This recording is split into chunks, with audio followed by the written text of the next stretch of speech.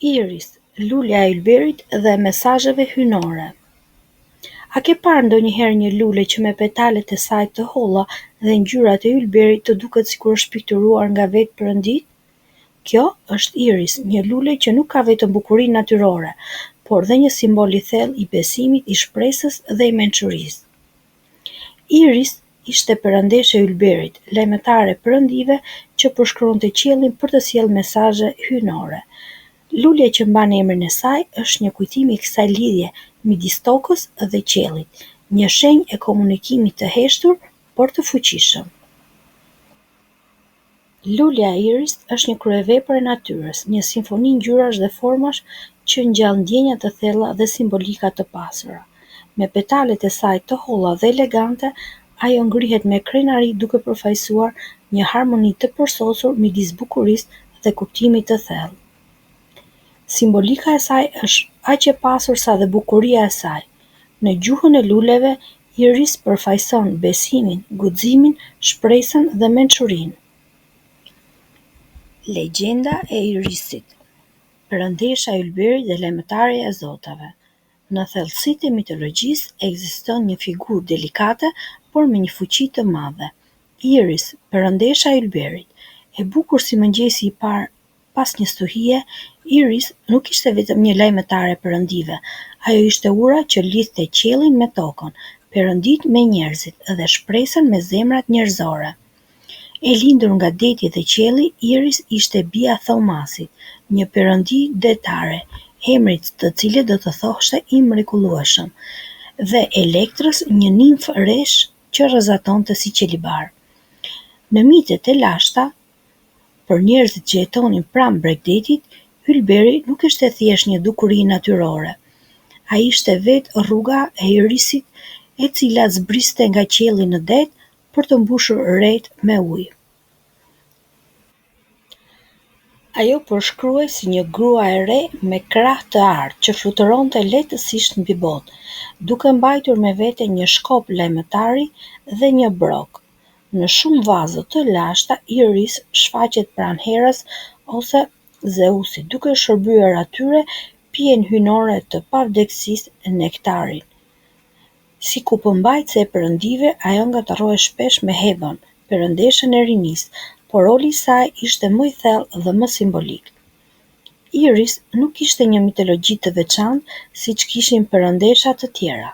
Ajo nuk ishte pjesë e luftrave të mëdha, as nuk kërkonte lavdi apo hakmarrje.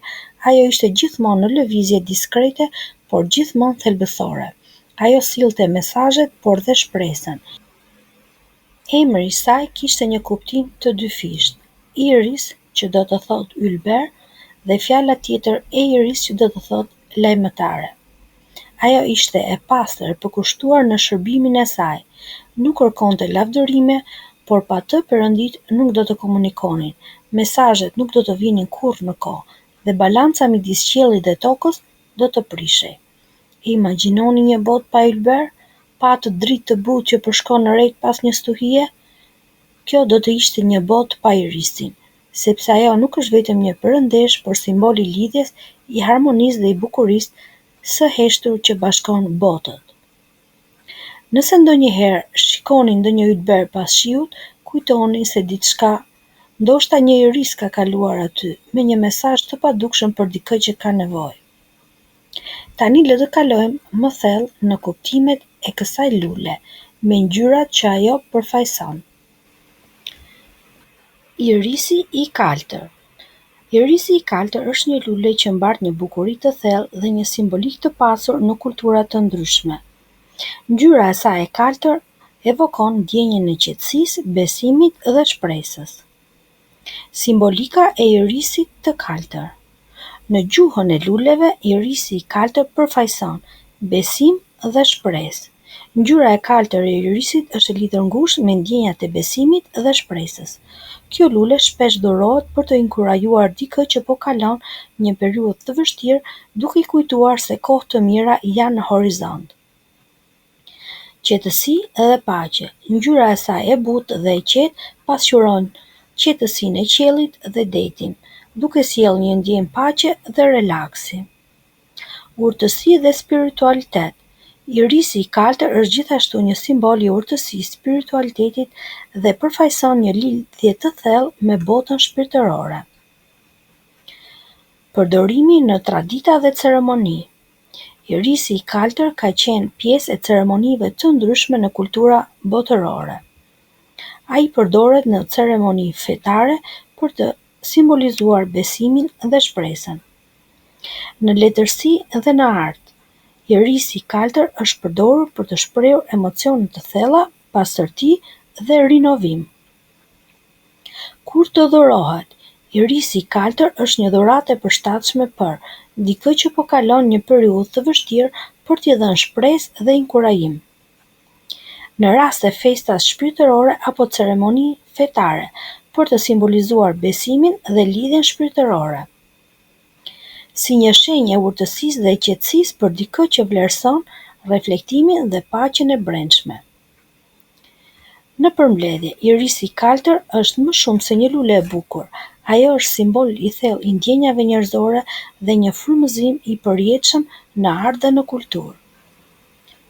Në artin botëror, irisi ka qenë një burim frymëzimi për artistë të mëdhej si Vincent van Gogh, i cili e portretizoi këtë lule me ngjyra të gjalla në pikturën e tij të famshme Irisis. Ngjyrat e thella blu dhe vjollcë të luleve kontrastojnë me gjelbërimin e gjetheve, duke krijuar një ndjesi dinamike dhe ekspresive. Irisi i verdhë është një lule e ndritshme dhe e mbushur me simbolikë që përfaqëson gëzim, pasion dhe ndryshime pozitive.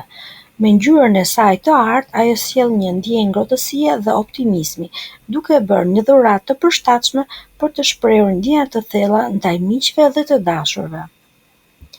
Simbolika e irisit të verdhë.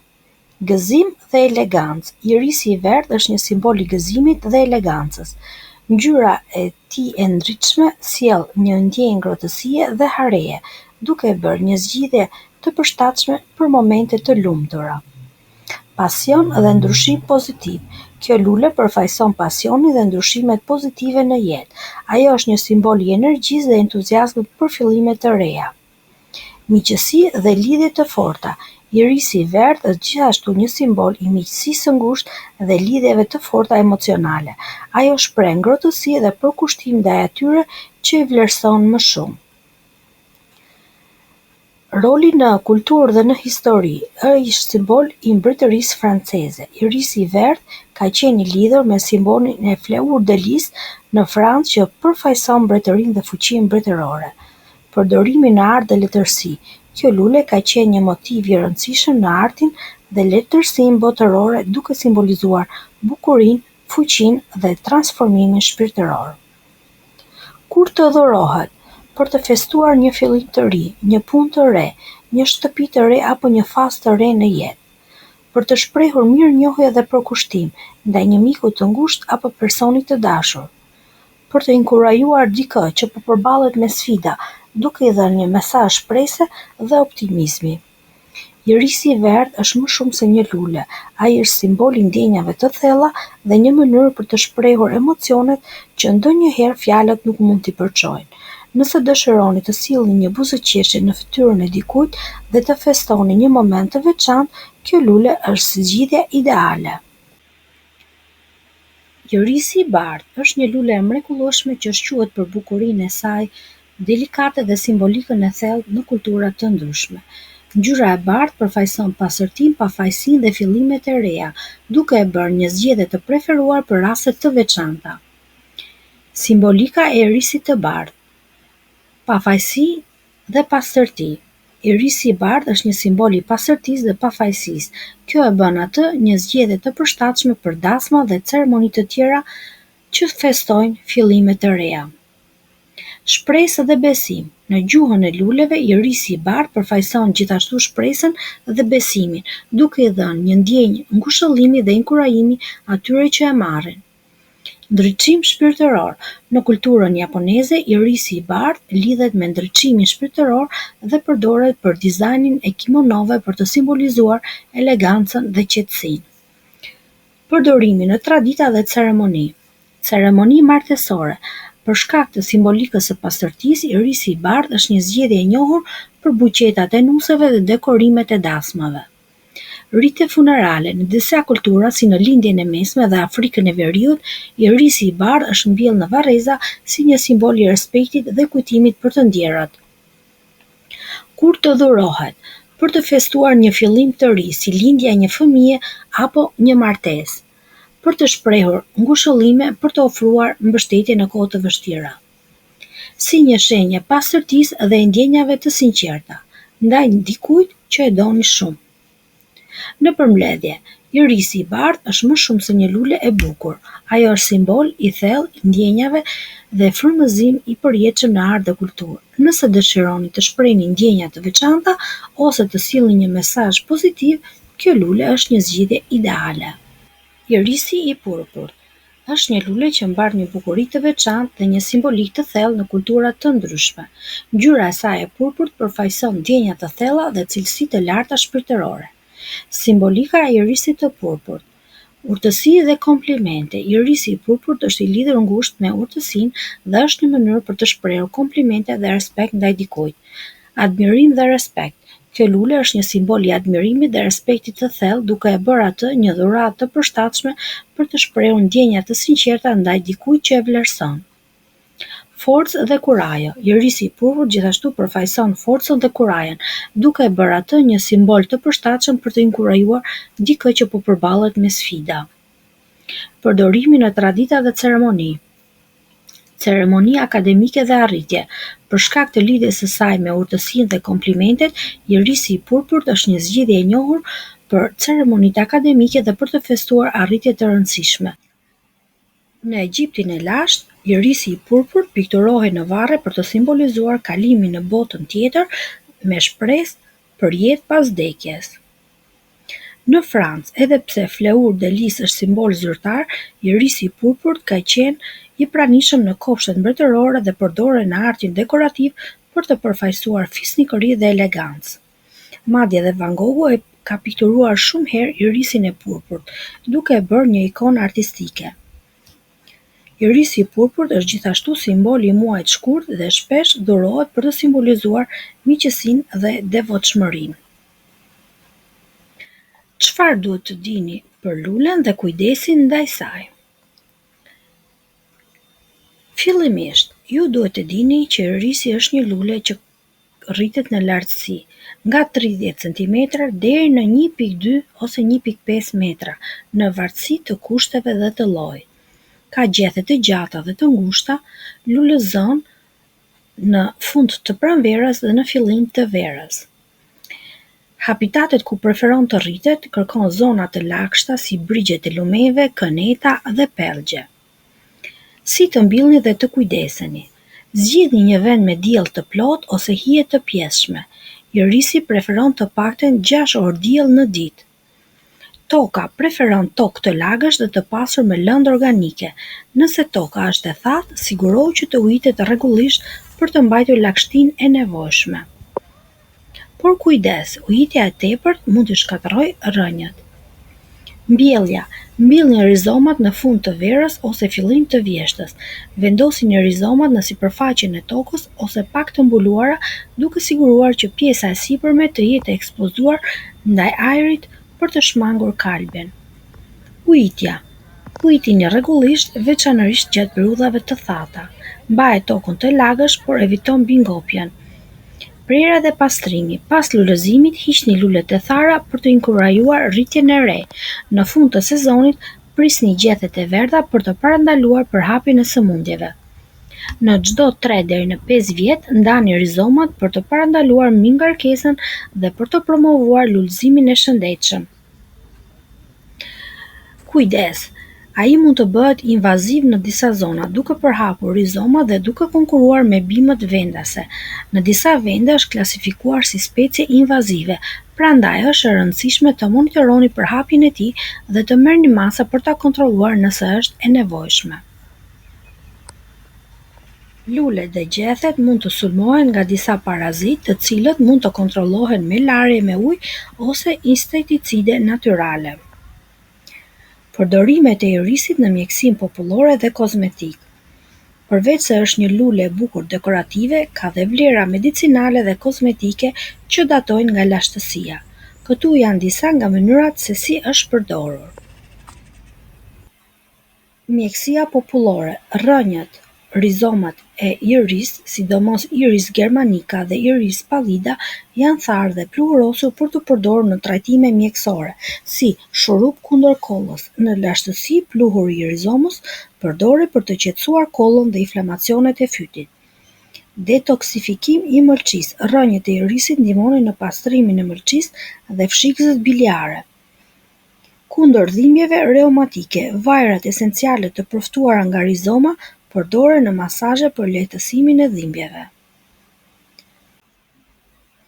Përdorimi kozmetik. Pluhur orris, orris root. Ky është pluhuri i rizomës së thatë të irisit dhe është shumë i përdorur në pudra aromatike. Shpesh përdoret në pudra për trupin dhe fytyrën për aromën e saj të butë. Parfumet.